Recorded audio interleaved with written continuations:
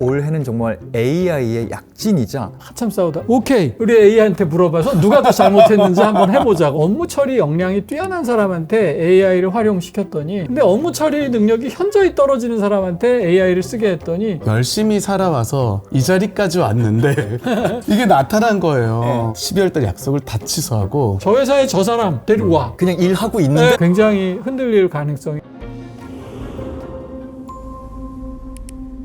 오피스 공간에 숨겨진 심리와 문화를 읽는 오피스 코드. 반갑습니다. 저는 진행을 맡은 이승국입니다. 오늘도 이분과는 어떤 얘기를 할 수 있을까? 큰 기대를 안고 왔습니다. 한 분 한 분 보시는 분들께 인사 먼저 부탁드리겠습니다. 안녕하세요. 저는 김난도 작가입니다. 지난 8월까지는 교수였는데요. 제가 사표를 학교에 냈습니다.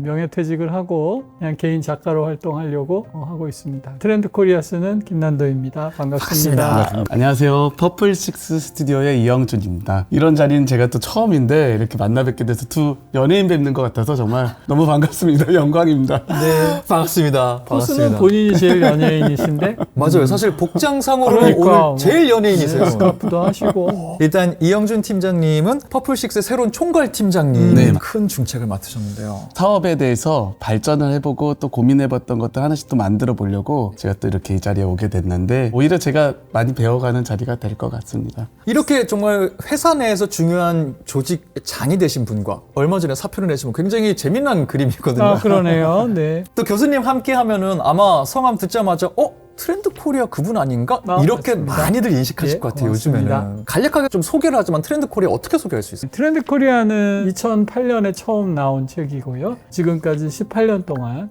한 번도 쉬지 않고 출간이 된 10월 정도에 출간이 돼서 그 다음 해에 우리 비즈니스를 하시거나 조직을 관리하시는 분들이 좀 준비해야 될 사항들을 10가지 키워드로 차근차근 정리하는 그런 트렌드 전망서입니다. 실제로 그 전망서에 등장하는 여러 키워드들이 우리 사회 전반 많이 사용하는 언어들이 거기서 탄생을 굉장히 많이 했었어요. 네, 그랬죠. 저희가 오늘 이 트렌드 리포트에 등장한 여러 키워드를 활용해서 얘기를 하겠지만 아무래도 저희는 오피스에 국한된 얘기를 많이 하다 보니까 전체 키워드가 등장하진 않을 겁니다. 궁금하신 분들은 트렌드 코리아 유튜브가 또 있어요. 해당 영상 참고해 주시면 좋을 것 같습니다. 구독, 좋아요. 역시 확실히 알고 계세요. 네. 우리 영화 천재 이승국도 구독, 좋아요. 너무 좋아요. 네. 사실 2025년 퍼플식스가 내부적으로도 이런 트렌드 리포트를 좀 내셨지만 올해만 해도 키워드가 또 많이 바뀌었어요.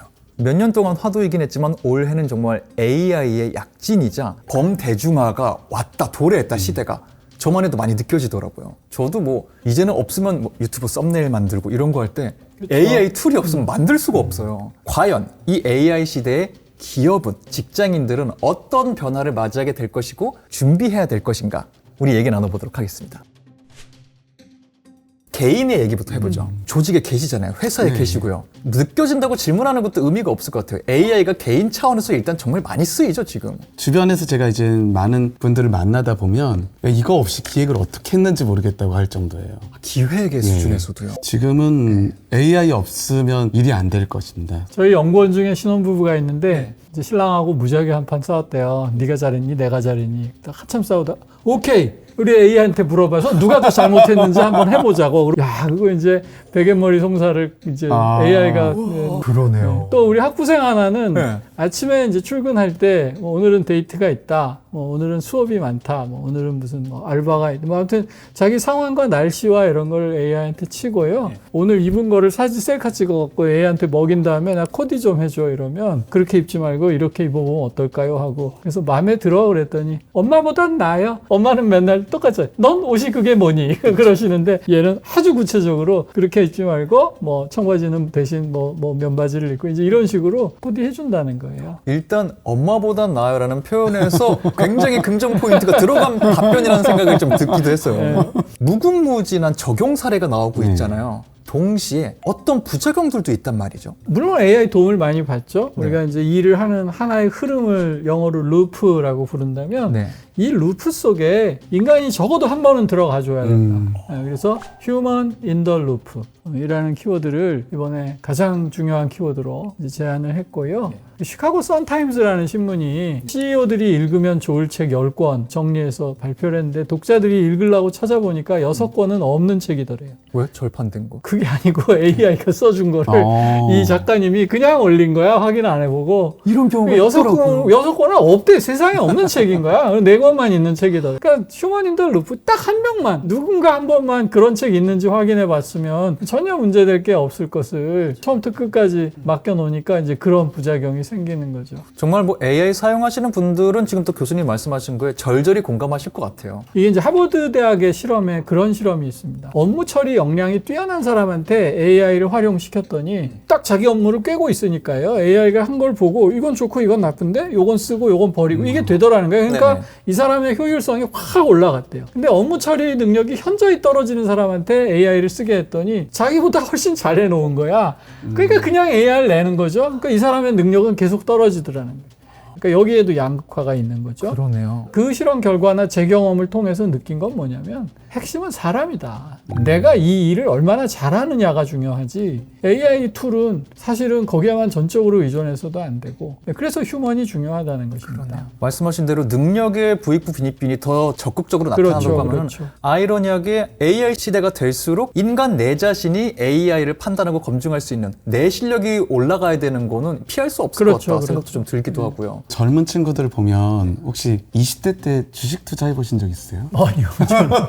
제 친구가 했었거든요. 내가 그거를 따라 했었어야 됐는데 구경만 했어요, 전 진짜. 그 예전에는 코인 투자 정도 이런 개념이었다면 요즘은 이 젊은 친구들하고 주식 얘기를 하면 너무너무 많이 알고 있어요. 그 마치 경영대학원 나온 친구들처럼 분석도 잘하고 금은 뭐 ETF 안 가리고 ETF도 공격적으로 2배, 3배 ETF들을 하는데요. 아니 그래서 어떻게 하나 봤더니 다 AI 활용해가지고 분석을 하는 거예요. 예전에는 이제 증권가에서 자료를 받아봐야 될 내용들을 본인들이 직접 하는 거죠. 그만큼 이제는 경력이 되어서 어떤 전문직이 가야 될 걸 그 부분들을 AI가 많이 해결해주고 있다. 인사이트 있는 한 개인과 직원만 있으면 여럿이서 조사해야 될 걸 한 사람이 조사할 수 있는 그런 단계가 된 것 같습니다. 우리 투자 유튜브 보면 밑에 결국 투자의 판단은 개인의 책임이 맞아요. 꼭 있잖아요. 그러니까 아무리 AI가 도와줘도 네. 진짜 매수하느냐 언제 매도하느냐 이 문제는 그 사람 개인의 역량에 딸린 것이고 좋은 정보만 있으면 세상에 돈 못 벌 사람이 어디 있어요. 핵심은 그걸 진짜 실천해낼 수 있는 용기와 결단력인데 그건 인간의 몫이라는 거죠. 말씀해 주신 거 들으면서 이런 건 좀 궁금해졌어요. 검증하는 거 굉장히 중요하잖아요. 인간으로서 판별할 수 있어야 되는데 동시에 최초에 어떤 명령을 내리느냐,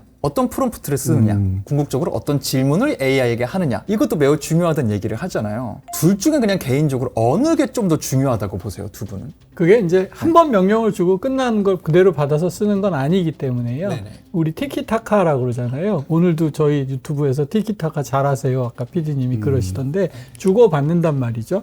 그러면서 우리가 대본에 없던 훨씬 더 재미있는 얘기들이 나오는 거거든요. AI도 마찬가지인 것 같아요. 물론 질문 주는 역량 중요하고 나온 대답을 판별하는 거 중요한데 거기서 그치지 않고 다시 되묻잖아요. 이렇게 이제 티키타카 왔다 갔다 하고 또 제가 잘 묻고 또 사전에 자료도 잘 주고 이러면서 품질이 굉장히 중요해지는 거죠. 그 스페이스 오페라 극장이라는 그 옛날에 상 받은 아주 멋있는 그림이 있는데 AI가 미드저니가 그렸다 그래가지고 되게 사람들이 놀랐는데 사실은 그게 프롬프트를 600번인가 900번인가를 줬다는 그림입니다. 그러니까 그렇게 프롬프트를 준 사람이 없으면 그런 작품이 나올 수 없는 거죠. 잘 묻고 잘 판별하고 다시 되묻고 이 과정을 몇백 번 해야 되는 거죠.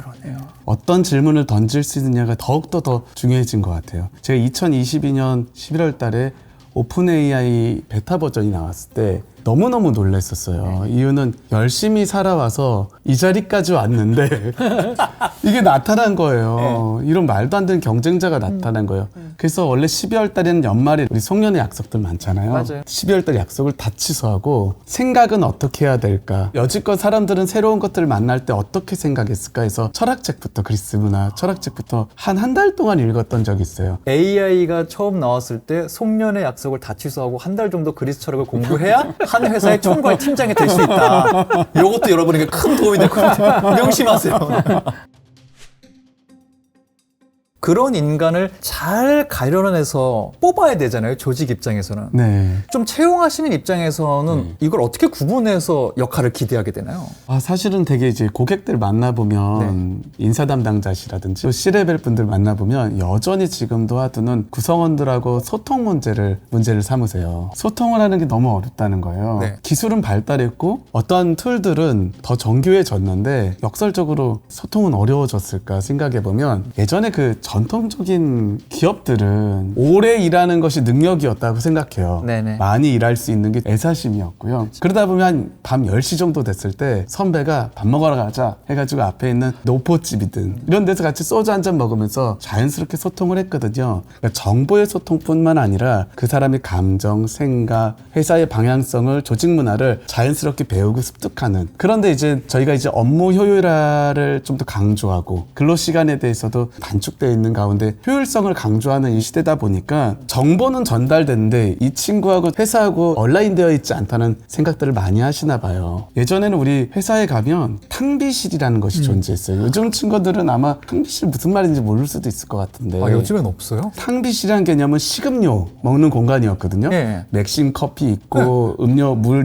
이런 공간이었다면 그 다음에 캔틴장이라는 개념으로 식음료와 식사할 수 있는 점심시간 이런 자리였어요. 근데 지금은 되게 확장된 개념이 라운지라는 개념이 이제는 확장됐는데요. 라운지 안에서 비공식 미팅도 갖고 편안하게 쉬기도 하고 간단하게 다가도 할 수 있고 이런 공간들이 이제 늘고 있는데 그 공간에서 좀 휴식도 하고 회복도 하고 조직 문화에 대해서 이해하게 되는. 소통 말씀하셨는데 예전에는 그런 인간적 소통이 있었죠. 쉬웠죠. 부서별 소통이 많았어요. 부장님하고 같이 이제 점심을 먹으러 가도 부장님이 오늘 중국식 자장면 먹을까? 뭐 이제 그러면 중국식 가는 거고. 근데 요새는 그런 회식은 적어지고 차라리 대표님과 만나는 타운홀 미팅이 많아졌어요. 왜 그런가 이렇게 생각을 해보면 예전에는 기한이라는 걸 해서 보고 체계와 결제 라인이 있습니다. 그거 건너뛰면 진짜 조직생활 큰일 나는 거죠. 이게 도장 찍는 칸 맨 마지막에 거기까지 올라갔다 내려오고 그러면 그 핵심 라인 부서에서 위로 갈수록 정보가 많이 모여요. 임원님들이나 팀장님, 관리자들이 통제와 지시와 조정을 하죠. 근데 요새는 뭐 슬랙, 노션, 구글 캘린더 이런 업무 협업 툴들이 너무너무 발달했어요. 동시에 같이 정보를 공유하고 자료를 놓기 때문에 부장님이나 신입사원이나 갖고 있는 정보의 양이 비슷합니다. 암묵지는 좀 다르겠지만 적어도 이 프로젝트에 관해서는 어떻게 진행되고 있는지 서로 잘 아는 거죠. 그러니까 옛날보다 조정의 역할이 굉장히 줄어드는 거예요. 대신 회사 전체의 사일로라 그러죠. 부서 간의 장벽은 허물고 다 같이 모여서 얘기를 해야겠다. 이런 생각들이 강해지는 거죠. 이런 게 AI가 들어오고 디지털 트랜스포메이션이 이루어지면서 조직의 소통도 그 방향을 자꾸 바꾸는 게 되는 것 같아요. 그래서 요새 임원님들 보면 실무를 직접 하는 임원들이 되게 많아지셨어요. 옛날에 임원님들은 지시하고 체크하고 이게 일이었는데 요새는 AI 옆에 앉혀놓고 직접 하세요, 본인이. 이제 지시와 조정과 감독과 통제만으로 조직에서의 존재 위치를 찾기가 어려워진 겁니다. 그러니까 당연히 조직의 구조에도 문제가 생기고 부서 간의 소통도, 인간적인 소통도 중요하니까 방금 말씀하신 라운지 같은 공간이 중요해지고 타운홀 미팅을 더 자주 해야 된다고 하면 전체 구성원이 모여서 좀 자유롭게 소통할 수 있는 그런 타운홀이 하나 필요해지는 거고요. 그래서 요새 새로 만든 사무 공간이나 특히 스타트업들 보면 오라고 해서 가보면 7층에 카페 같은 걸 갖고 계세요. 그리고 이렇게 계단형으로 돼 있어가지고 거기 쿠션들 하나씩 놓고 가만히 보면 거기 이제 한 달에 한 번씩 대표님하고 타운홀 미팅하는 공간이고 강연이나 음악회 같은 것도 하시고 휴식도 하고 그런 공간들은 사실 과거의 회사에서 보기 어려운 공간들이거든요. 예전이라고 하면은 상명하달 흔히 말하는 그렇죠. 할 수 있는 게 굉장히 큰 역량이었는데 안 돼. 넵 그거예요. 저는 강의하러 여러 회사를 다니기 때문에 그 회사 공간을 많이 보는데 특히 이제 사옥이 그러니까 회사 나쁘다는 뜻은 아니고요. 오래된 사옥을 쓰시는 강당에서 강의야. 강당 기억나? 이게 연단이 있고요. 차를 파워포인트 내려오면 일렬로 극장처럼 쫙 앉아 계신. 거기서 상호 간의 소통이 되겠어요? 극장에서는 옆 사람하고 얘기하면 안 되는 거잖아요. 그러니까 앞에 무대에 선 그 연사든 사장님이든 이분하고 일대 다의 일방적 상명 아까 하달 말씀하셨는데 그런 소통만 이루어지고요. 근데 요즘 이렇게 이제 멋진 퍼시스 공간 같은 데 와보면 서로 소통할 수 있게 돼 있죠. 원형극장 비슷하게. 또 사장님한테 바로 바로 질문할 수 있고 이런 식의 공간적 변화도 현대 조직이 어떻게 바뀌고 있는지를 굉장히 잘 보여준다. 우리가 약간 우리 문화권에 대해서 우리 자체적인 비판을 할 때가 있잖아요. 막 질문할 시간 줘도 질문 안 한다. 그것도 아주 틀린 말은 안 하겠지만 말씀하신 대로 공간이 공간의 사람을 문제이기도 압박하기 해요. 때문에 못하는 맞아요. 경우도 전 예. 분명히 있다고 봐요. 그럼 뭐 그래서 사장님 뭐 이런 사람 없다. 누가 그럼 그러겠어요. 200~300명 선이 다 쳐다보는데 그걸 그럼요. 어떻게 해요? 이렇게 쳐다봐야 되는데. 개인에 대해서 우리가 막 많은 얘기를 하기도 했지만 사실은 이런 개인들이 모여서 이루어지는 것이 조직이잖아요. 그것이 오피스기도 하고요. AI 시대가 도래하면서 기업의 관점에서는 어떤 변화들이 제일 먼저 좀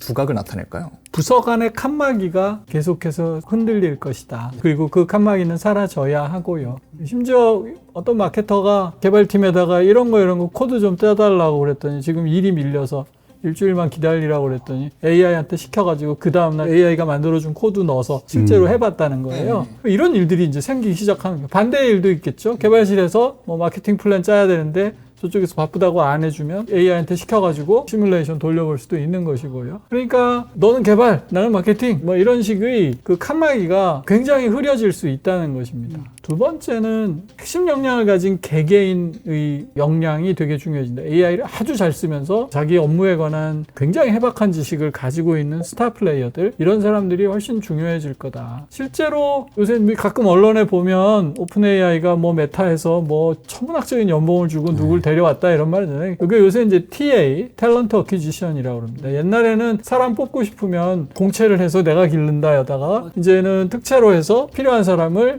헤드헌팅 회사에서 데려오는데 헤드헌팅 회사는 이직하겠다는 사람들이 이력서를 내놓으면 그 중에서 뽑는 겁니다. 근데 그건 아니고 탤런트 TA는 훨씬 더 공격적인 거예요. 저 회사에 저 사람 데리고 와. 그냥 일하고 있는데 일하고 있는데 컨택해서 데리고 얼마나 와. 될까? 그 이제 미국에서 지금 일어나고 있는 일 그런 일이거든요. 근데 이제 우리나라는 조직 문화상 공정 경쟁 문제도 있고 그게 쉽지는 않죠. 근데 저는 일단 사내에서라도 TA가 필요하다. 사내 네, TA예요. 뭐 사내 저 부서에서 일하는 저 친구가 AI도 잘 다루고 이번에 회사에서 아주 중요한 TF가 결성이 되는데 데리고 와. 또는 본인들로 하고 와달라고 해. 그래서 이제 예전의 그 같은 직군이랄까요? 그 안에서의 계단을 밟아가면서 차근차근 승진 올라가야 하던 나는 영업맨이야. 뭐 이제 이런 식의 정체성은 굉장히 흔들릴 가능성이 높다. 이게 또 그 키워드 정리해 주신 조직 관련된 키워드도 연결되는 네, 포인트가 AX 있을까요? 조직이라고 네. 우리가 이제 디지털로 전환하는 걸 디지털 트랜스포메이션 그걸 영어로 DX라고 부르거든요. 근데 이제 거기서 한 걸음 더 나아가서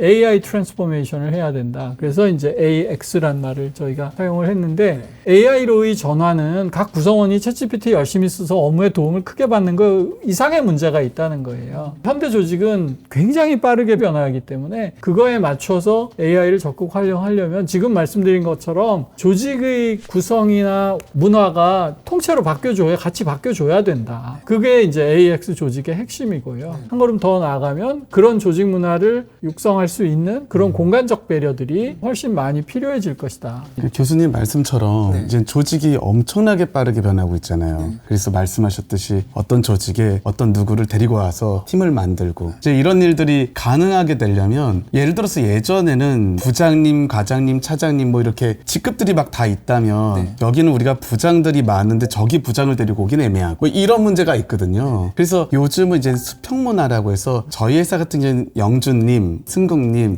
난도님 이렇게 이름을 부르는데요. 제가 교수님 성함 부르려니까 좀 어색하네. 저기 멈칫하셨거든요.